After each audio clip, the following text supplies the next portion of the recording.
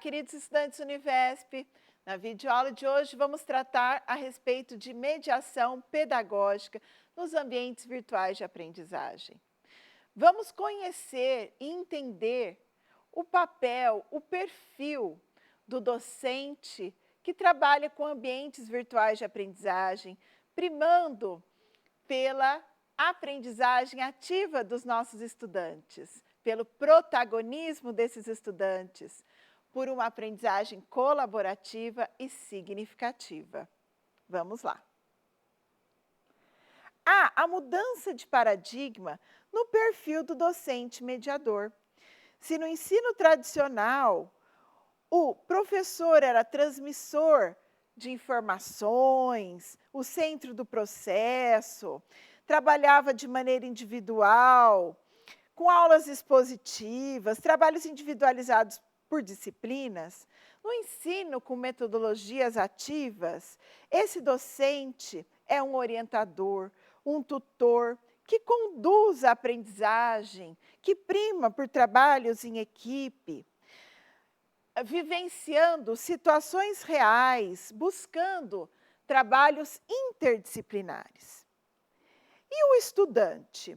O estudante que no ensino tradicional era um receptor passivo de informação, tinha participações isoladas no processo de aprendizagem, transcrevia e memorizava conteúdos, tinha uma aprendizagem individualista, sua avaliação era feita de conteúdos limitados e ele era avaliado pelo docente. Já no ensino com metodologias ativas, esse estudante evidencia os seus conhecimentos prévios, faz várias interações, estudante-estudante, estudante-professor, constrói conhecimentos, questiona, resolve problemas reais por meio de uma aprendizagem colaborativa, com a análise e resolução de problemas dentro de um contexto vivenciado.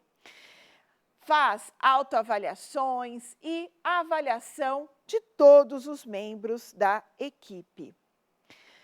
E estes ambientes virtuais de aprendizagem, que consistem, segundo o conceito de Pereira e Schmidt, em mídias que utilizam o cyberespaço para veicular conteúdos e permitir interações entre atores do processo educativo, ele precisa de uma qualidade, de uma mediação desse processo educativo.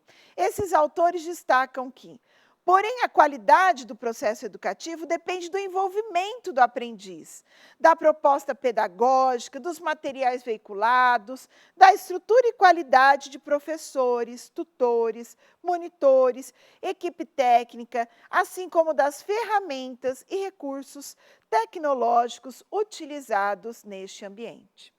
Então, vamos destacar a importância da mediação pedagógica nestes ambientes virtuais de aprendizagem.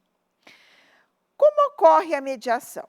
Nós temos o autor Teber, que escreveu a respeito de como pode ocorrer esta mediação pedagógica.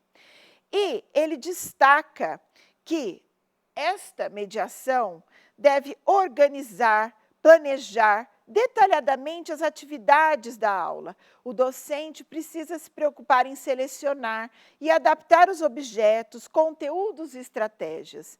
Ensinar o método adequado a nível de maturidade, manter um estilo educativo de interação e participação, graduar as exigências segundo as possibilidades dos estudantes, propiciar experiências e formas de aprendizagem, favorecer o uso da informática e das novas tecnologias na sala de aula, avaliar com rigor os processos e resultados, selecionando atividades que estimulem a novidade e a criatividade.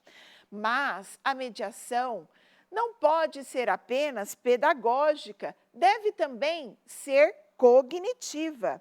E o mesmo autor salienta que nesta mediação cognitiva, o docente descobre quais são os conhecimentos prévios dos estudantes, presta atenção nos processos cognitivos que são ativados, apresenta estruturas e esquemas cognitivos com clareza, projeta novas relações entre conceitos e saberes, ativa operações mentais, interiorização, fomenta questões e conflitos cognitivos, eleva o nível de complexidade e abstração mental, promove uma conscientização das capacidades, exigindo um nível crítico e científico no trabalho.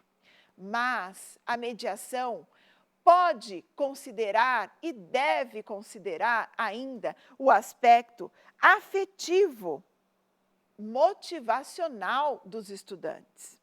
Nesta, o professor deve demonstrar ter conhecimentos prévios de cada estudante. E aqui eu faço um convite para nos lembrarmos das nossas videoaulas anteriores, que buscamos conhecer o nosso estudante por meio do mapa de empatia, descobrindo os estilos de aprendizagem desse estudante.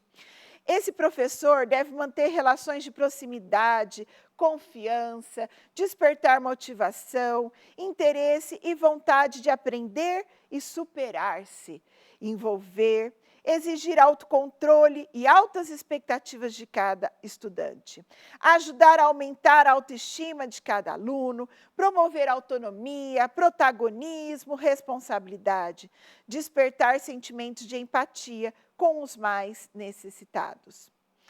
Aqui também destaco a questão da promoção da autonomia e protagonismo do estudante. Ao preparar o ambiente virtual de aprendizagem, o docente deve sempre primar por metodologias e estratégias ativas de aprendizagem. E a mediação também deve considerar a categoria de ajuda. Essa categoria faz com que o docente crie situações de mútua ajuda, de cooperação e solidariedade. Como já destacamos também nas nossas aulas, o ensino e a aprendizagem deve primar por situações colaborativas entre todos os estudantes. Há aqui se ter interações entre estudantes, estudante-docente. O professor pode exigir relações respeitosas e de aceitação de todos, criar um clima de segurança, de confiança de todos, de mútua confiança, propiciar a vivência de valores sociais, buscar situações de mediação entre iguais, fomentar o apreço aos valores do patrimônio cultural, diversificar atividades, estimular a interação, aproximar o trabalho da sala de aula ao meio social e vice-versa.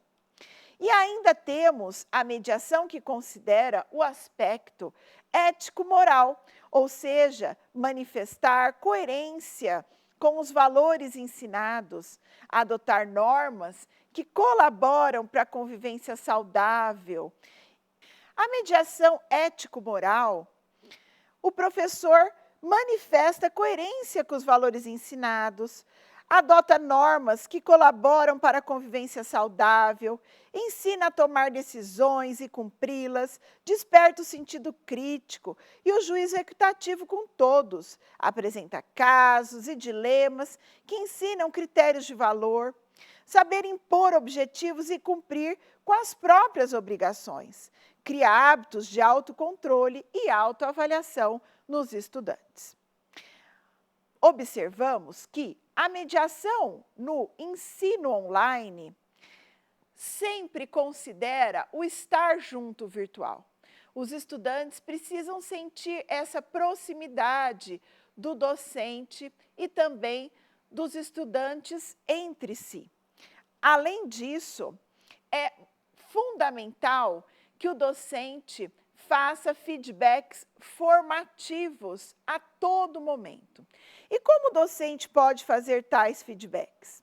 A Universidade de Harvard preparou um material intitulado Formação em Tutoria Virtual, que nos fala sobre as possibilidades que esse docente pode utilizar no feedback formativo. O docente pode fazer o papel de revisor, sumarizando a ideia de todos os estudantes participantes do ambiente virtual de aprendizagem. Pode ainda ser um facilitador conceitual, conectando o conteúdo das postagens aos conceitos e teorias. O professor pode sugerir novos materiais para que os estudantes aprofundem dado conteúdo, dando dicas de vídeos, textos complementares. Pode ser um guia reflexivo, usando citações às postagens dos próprios estudantes, levando a reflexões, significados, compreensões mais precisas. E pode ainda ser um contador de histórias, usando histórias, personagens, situações, tanto hipotéticas como reais ou pessoais, para esclarecer ou conduzir a compreensão dos estudantes de um dado conteúdo. Lembrando sempre que, ao fazer a mediação no ensino online, o feedback deve ser individualizado, formativo. Deve-se sempre incitar esta aprendizagem colaborativa, o trabalho em equipe, primando por metodologias ativas de aprendizagem. Busquem usar atividades síncronas e assíncronas que permitam interações, como, por exemplo, as atividades síncronas de chats, de encontros online ou atividades assíncronas, como fórum de discussão. Caros estudantes, nesta videoaula, observamos como realizar as mediações nos ambientes virtuais de aprendizagem. Ao planejar esses ambientes, busquem conhecer quem são os estudantes. Busquem conteúdos que tenham licenças abertas. Vejam os estilos de aprendizagem desses estudantes e procurem diferentes linguagens midiáticas.